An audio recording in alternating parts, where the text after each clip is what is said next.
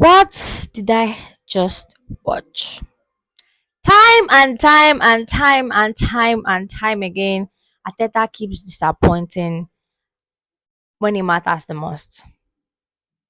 In the biggest moment, he fails to deliver over, over, over, time after time after time. I know it's been a while.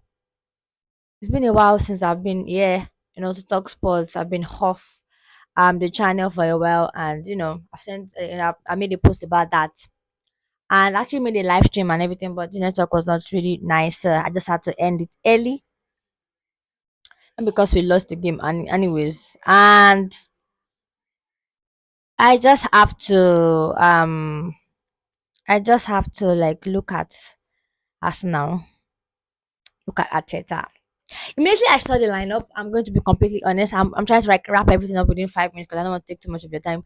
Immediately I saw the lineup and I saw Odegaard, I saw Jesus. I had an argument with a friend yesterday at on a radio show where we talked about starting Jesus will actually be a big mistake because he is technical, but he does not have the physical presence. He does not really stay in the box. And even the first goal that Arsenal scored, which was I think during Timber, if I remember clearly, it was nowhere to be found. Of course, Jesus is phenomenal, but you don't bring him like on to like being. He's not like that man. He's not the guy for Arsenal. He's not the main man. He's not somebody you call on when you bring him on when you've already won the game and everything. I'm not trying to like throw shade on Gabriel Jesus. Yeah, let's get back to the lineup. Immediately, I saw the lineup and I saw that it was Odegaard starting ahead of Mikel Merino or Eze or whoever was supposed to start there because I don't actually care. I just wanted to see anybody else but Odegaard. Anybody else but Odegaard would have done it for me. Anybody else would have done it because for the first time it was just a waste of time. Let's be completely honest, it was just a waste of time for every football fan out there, not just Arsenal fans. We just had to look at that game and just go and wash your face after what I just saw.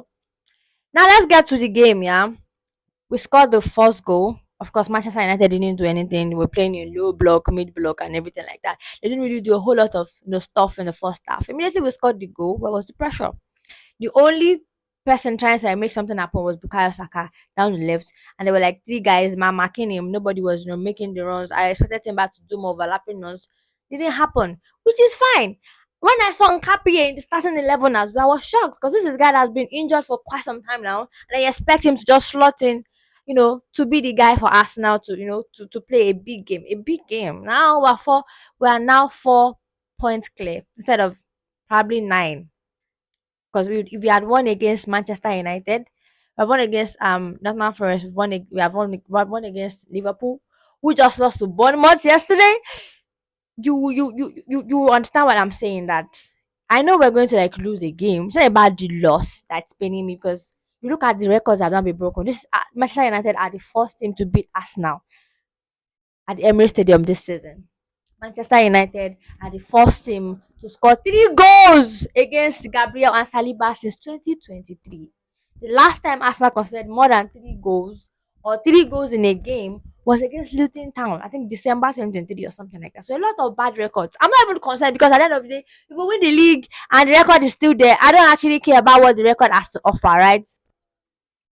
But why is it that Arteta has to like bring on a certain Odegaard? What is Odegaard doing in that game? We all know that Odegaard has been struggling, and I'm not trying to like throw shade. Odegaard's time is over at Arsenal. You heard it here first, and I'm not even trying to exaggerate because for me, I think we moved past his quality. And I feel like even Eze that we brought in has not been showing qualities, but I feel like we need to invest heavily next summer. I'm not trying to say, of course, players are allowed to go on a bad run of form, but you are the captain. No matter how bad you are, you're supposed to lead by example. Even if you're not, scoring goals, assisting, let me see the performance.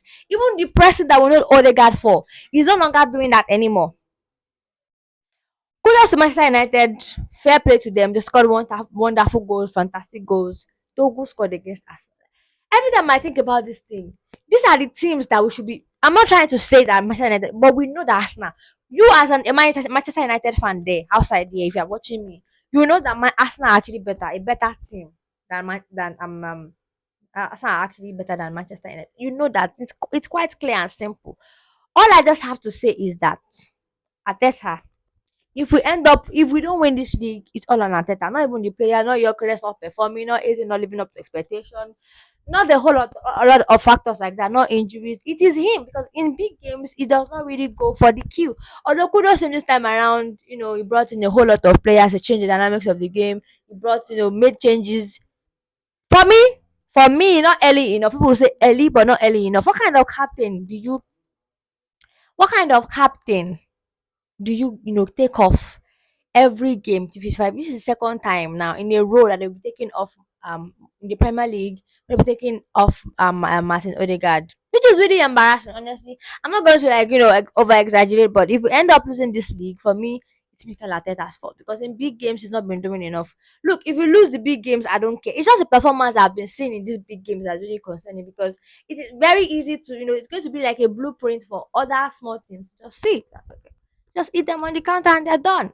And that was exactly what happened. Mendy made a mistake. I'm not going to, everybody makes a mistake. I'm not going to like go overboard and say, oh, Mendy, no. Mendy made a bad mistake. Fine. But for me, that performance was horrible from start to finish. Saka tried his best. Madueke came on. Of course, no end product. He tried, he impacted the game. There was space, there was everything. But we just didn't look like a team that wanted to score. And in moment Manchester United scored the third goal and the edge dropped, I just thought, nah, we are not getting even a point from this game anymore because a team that wants to win the league or has a solid mentality will say, okay, there's still enough time. That was even before they added 7 minutes. So there was no belief, there was no anything. So for me, Atata needs to work on his tactics. I think it's just getting really boring.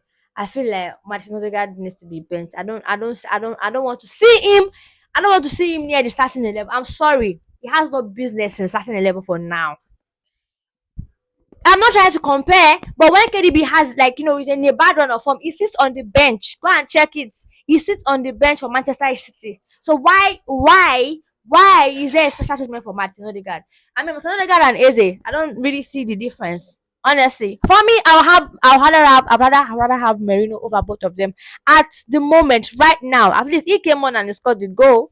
It is something. What did Eze do? What did Odegaard do? Was just a complete waste of the first half. For me, in my opinion, was just a complete waste. The first half from start to finish was a complete waste.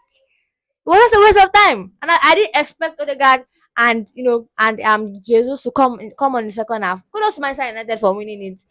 This is Line Inside Football channel. Make sure you like, share, and subscribe.